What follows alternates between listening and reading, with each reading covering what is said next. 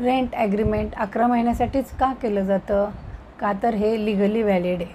नंतर 11 महिन्याचं जे रेंट ॲग्रीमेंट केलं जातं त्याला रजिस्ट्रेशन करायची गरज नाही, स्टॅम्प ड्युटी करायची गरज नाही आणि याच्यामध्ये जे रेंट आहे याच्यामध्ये फ्लेक्झिबिलिटी ठेवता येते.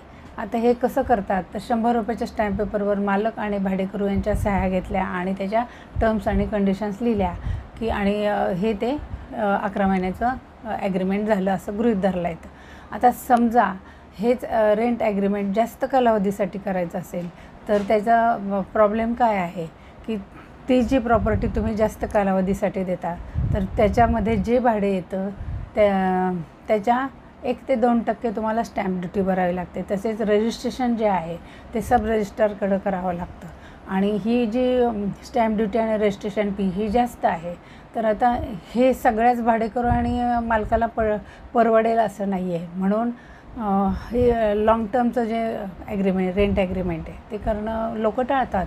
आणि समजा आता तुम्हाला हे रेंट ॲग्रीमेंट 11 महिन्याचं आहे तर कंटिन्यू करायचं असेल तर तुम्ही रिन्यू करू शकता. डिस्कंटिन्यू करायचं असेल तर 30 दिवस आधी तुम्ही त्याला कळवू शकता की मला हा करार आता कंटिन्यू करायचा नाही, तुम्ही सोडून द्या. हा त्याचा फायदा आहे.